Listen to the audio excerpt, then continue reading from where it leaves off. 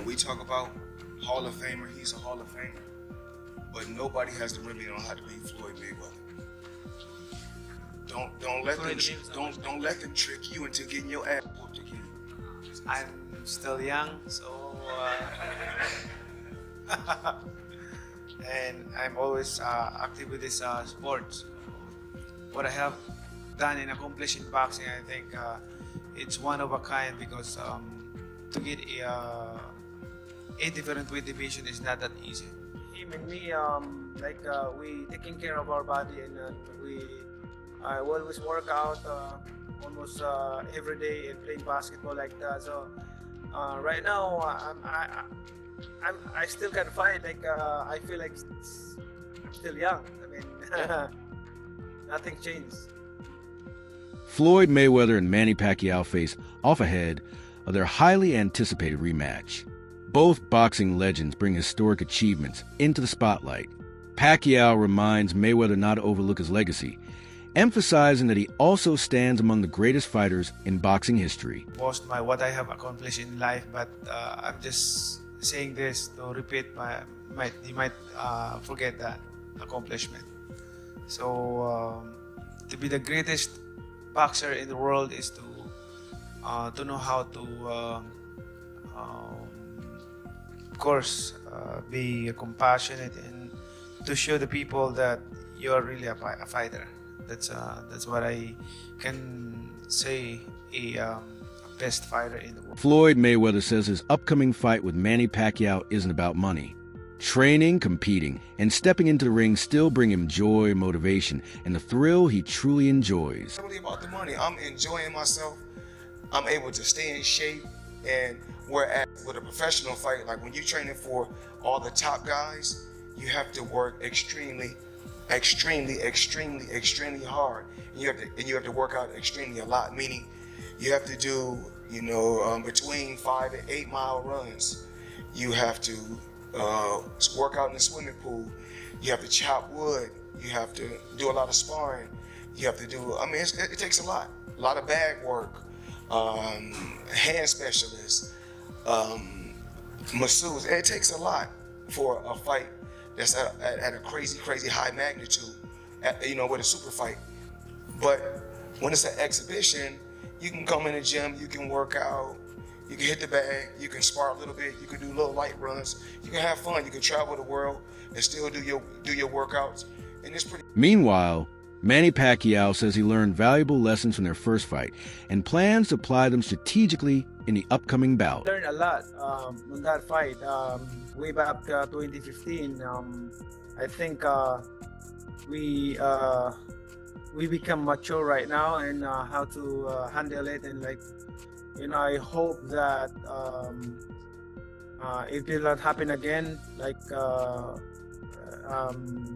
the way it is last 2015. It's the experience is not really 100%, but I'm hoping for this time around no more excuses, especially to my condition and also for everything. I'm so excited and ready to the fight. Although before he wants an exhibition with me, but I disagree, and I don't want to fight with exhibition with him. I want to fight a real fight. Instead of traditional pay-per-view, the fight reaches a massive global audience through streaming subscriptions, sponsorships, and merchandise sales, turning the matchup into one of the biggest sporting events of the year. People say the biggest fight in boxing history, if you don't adjust for inflation, et cetera, or tickets sold, et cetera. Joe Louis and Max Schmeling, the rematch, Ali and Frazier, the first fight. These were the biggest fights in boxing history. But Mayweather and Pacquiao was easily the biggest fight of its era, of the generation. And it was the highest grossing fight of all time. Sure. Because it 4.4 million pay-per-view buys and $100 a pop. Do the math, right? It's interesting because Netflix is obviously in the business of, you said, eventizing. Yes. Everyone, they want enormous events that become shared experiences. In a way, in this day and age, partly because of delivery systems of content like Netflix, everything is so niche. You know, everything is so compartmentalized that there's very few shared experiences. It's one of the reasons that the NFL is such a big deal, because the NFL can get tens of millions of... Oscar de la Hoya believes Floyd Mayweather Jr. will defeat Manny Pacquiao again, praising Mayweather's elite defensive skills, sharp ring IQ, and unmatched control inside the ring. The thing about Mayweather you have to understand is he's always taken care of himself. Like, you know, his body, physically, mentally, he's always been very sharp and always staying in the gym and doing something physically, right? That's the big advantage he has. I mean, he's an athlete. He's a world-class athlete. You know, watching Pacquiao's last fight, yeah, you kind of feel bad. You kind of feel bad for him, and you know, even though he did win and he did, I guess, pull off a surprise in his last fight with a draw against the world champion. But still, you tend to kind of like feel bad because it's not the same Pacquiao. You know, it's definitely not the same Pacquiao I faced. That's for sure. The one that you know, put me on my stool in the 9th round. He believes Floyd Mayweather's unmatched defensive skills and ability to control the pace of fight consistently frustrated opponents, allowing him to avoid punches and dominate throughout his legendary boxing career. If they make it a real fight with the real rules, then yeah, it's an okay night for boxing.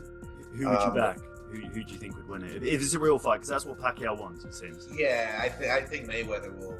I think Mayweather will take it. Yeah. Manny Pacquiao is now fully focused on boxing. Unlike the first fight, there are no distractions, with all his attention dedicated to training and preparation. I want to know, do you plan to return to politics, or is boxing now your focus for the next few years? First of all, I would like to congratulate all the fighters, the Filipinos who won the fight tonight. I'm proud of them, being a Filipino. And also, this is all I can say, that Pacman is back and the journey will continue. And about politics, forget about politics. I'm a private citizen right now. I want to live simple life, be giving inspiration and to help. I'm still helping other people. Like, you know, that's my heart, to leave a legacy, because I always say this to everyone, the Filipino, especially the Filipino people. I want to create a legacy that I can leave behind when we're gone. Because we're not forever in this world. We're just passing by. Sean Porter says Floyd Mayweather Jr. and Manny Pacquiao remain elite because their disciplined lifestyles, strict training routines, and clean habits have helped both legends stay active and competitive even at this stage of their careers. When you're Floyd Mayweather, that's got to be a hard thing to do, and especially when you're 49 years old. So there's some really good pros about it. You know, he's done some exhibitions. He's shown that he still has the abilities that he's had. They're clearly not what they used to be, but they're still there.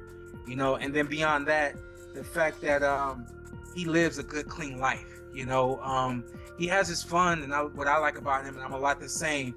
We have fun without, I call it clean fun, right? Yeah. So we're out there, but we're not using the alcohol. We're not using, you know, the substances and all those other kinds of things. Yeah, we may stay up late once or twice a month, 2 or 3 o'clock in the morning, but what's the worst that can happen? And for someone like him, who he got everywhere he got because of this right here, that's never going to change for him, right? So he's just going to lock back in, and he'll literally be the Floyd of old. Sean Porter highlights the unique stakes surrounding the potential clash between Floyd Mayweather Jr. and Manny Pacquiao. Porter notes that it is extremely rare for a fighter like Mayweather to risk his perfect professional record at this stage of his career. Many athletes at his age prefer safer exhibition bouts or promotional appearances, but Mayweather is reportedly willing to step into a legitimate, competitive fight. According to Porter, that willingness to compete seriously is what captures global attention and keeps fans deeply intrigued. Despite the risk, Porter remains confident that Mayweather's elite defensive skills, discipline, ring IQ, and decades of smart preparation could allow him to protect his undefeated legacy and remain formidable, even when facing dangerous and experienced opponents. Feels like such a massive risk, though, Sean, even for Floyd, to put that 50-0 record, that unblemished record, on the line. From that standpoint, are you surprised that they didn't do this as an exhibition, that it is a real deal sanctioned fight? I'm not really surprised. I think that, again, when you get in the ring with Floyd, when you do a promotion against Floyd, when you have to deal with the business with Floyd, you grow, you learn. Manny has grown and learned the same way that we were notorious for saying Canelo became a different fighter after fighting Floyd. It's how it's supposed to go, you know? So I'm willing to bet that this sanctioned fight is Manny's team pushing against this and saying we need an actual fight against Floyd. If it's not an actual fight, it's nothing. And I think Floyd, you know, he just really believes in himself and knows that that O ain't going nowhere. I'm not suggesting it's going to be like the same thing as it was back when they... The bout becomes more than simple entertainment. It turns into a true test of legacy. Reputations and records are genuinely on the line, making every round meaningful. Fans and analysts watch closely because each punch carries significance. The result could further cement Floyd Mayweather's legendary status or create a historic turning point in his career. As Sean Porter explains, the fight blends risk, skill, and history, ensuring the stakes are felt by everyone watching. Some exhibitions, I know I can still do this. That's what he thinking. He like, I still can do this. I can beat Manny Pacquiao. I saw what Barrios did to him. So that's the reason why this fight is happening. The rumors are damn true. It's sad, but it is what it is. And you know what? The money right now for content is crazy. Netflix is paying for any type of great ass content, man. If you seen the change with Netflix, man, I almost canceled my damn subscription with Netflix because I got sick and tired of seeing the same boring ass shit on Netflix. And now they got this woman in place now, and she's seeking out and she want the best of the best content. You know, they got podcasts and stuff all on Netflix now. I mean, it has grown crazy. So, you know, Jake Paul opened up the Netflix avenue. Yeah, he opened it. That's it for today's video. Thanks for watching. Stay tuned.